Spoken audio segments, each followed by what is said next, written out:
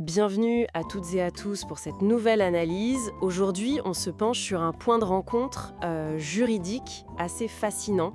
C'est là où le droit pénal vient croiser le droit du travail. Et ça se passe en Haïti. Oui, bonjour. C'est un sujet très intéressant.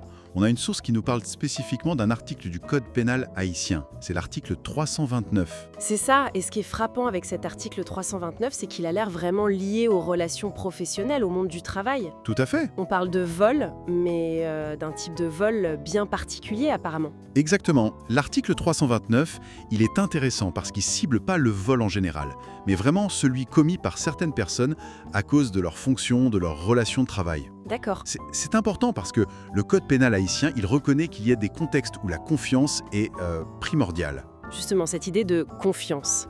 Donc l'objectif, là, c'est d'essayer de comprendre comment cet article 329 vient protéger contre ces vols spécifiques commis au travail. On entend parfois parler de vol domestique, c'est ça? Qu'est-ce que ça recouvre exactement? Oui, voilà, vol domestique, c'est une expression parfois utilisée. En fait, l'article mentionne explicitement certaines catégories. On parle des ouvriers, des gens de service, mais aussi des aubergistes, des hôteliers, des voituriers même. Ah oui, des voituriers, c'est précis. Oui. Et également toute personne qui travaille habituellement dans l'habitation où elle a volé ou qui accompagnait son maître en voyage. Ce qui est fondamental ici, c'est que le Code pénal reconnaît une relation, disons, de proximité ou d'accès privilégié dû au travail. Une relation de confiance, donc. C'est exactement le mot-clé. Ma confiance.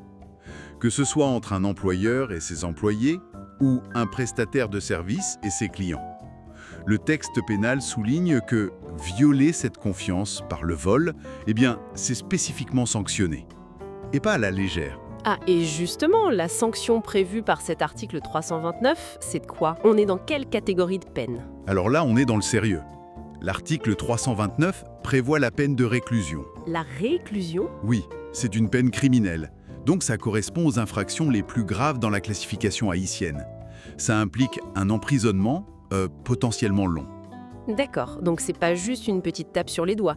Pourquoi une telle sévérité pour ce type de vol en particulier? Qu'est-ce qui est protégé au-delà de l'objet volé? C'est précisément cette confiance dont on parlait. Le législateur considère que quand une personne en position de confiance profite de cette position pour voler, il y a une double faute. Il y a l'atteinte au bien matériel, bien sûr, mais il y a aussi, et peut-être surtout, la trahison de la relation professionnelle elle-même. Je vois. La loi pénale vient donc sanctionner l'abus de cette confiance qui est lié à la fonction. Mais alors comment ça s'articule avec le droit du travail? Parce que j'imagine qu'un employeur, face à ça, il a aussi des recours via le contrat de travail, non? Licenciement, faute grave... Tout à fait. Et c'est là que ça devient complexe et intéressant. Le droit du travail a ses propres outils. Un vol commis par un salarié, ça peut clairement justifier un licenciement pour faute lourde, par exemple, selon le droit du travail haïtien. Donc on a bien deux voies parallèles. La procédure pénale, basée sur l'article 329, et la procédure disciplinaire en droit du travail. Elles sont distinctes. Distinctes, d'accord, mais est-ce qu'elles s'influencent quand même? Par exemple, si quelqu'un est condamné au pénal pour ce vol, est-ce que ça valide automatiquement le licenciement? Alors, en théorie, les fautes sont évaluées différemment. La faute pénale demande une preuve plus stricte, hors de tout doute raisonnable. La faute contractuelle, c'est différent. Mais en pratique, soyons clairs, une condamnation pénale sous l'article 329, ça constituera une preuve quasi irréfutable de faute lourde pour un licenciement. D'accord. L'inverse est moins vrai. Un employeur peut licencier sur la base de preuves internes, mais ça ne garantit pas une condamnation au pénal si ces preuves ne suffisent pas pour le juge pénal.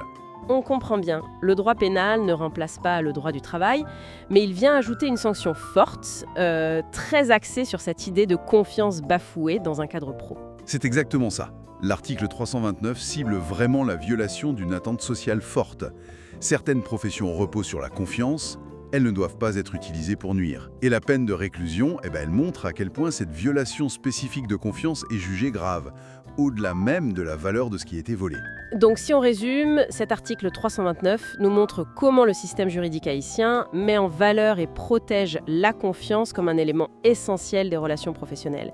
Et il utilise pour ça l'outil puissant du droit pénal. Absolument. Ça souligne que, dans certaines interactions, la relation elle-même est un bien juridique qu'il faut protéger, presque autant que la propriété matérielle. Le droit pénal intervient quand la simple rupture du contrat de travail semble insuffisante pour sanctionner la faute commise. Voilà qui ouvre la réflexion pour aller plus loin. En effet, ça pose une question plus large finalement. Au-delà de ce cas précis en Haïti, comment est-ce que les systèmes juridiques, en général, essayent d'équilibrer la protection des biens enfants et la préservation de ces relations basées sur la confiance? Surtout dans un contexte professionnel qui évolue tout le temps. Exactement. C'est une piste à méditer qui dépasse largement notre article 329 d'aujourd'hui.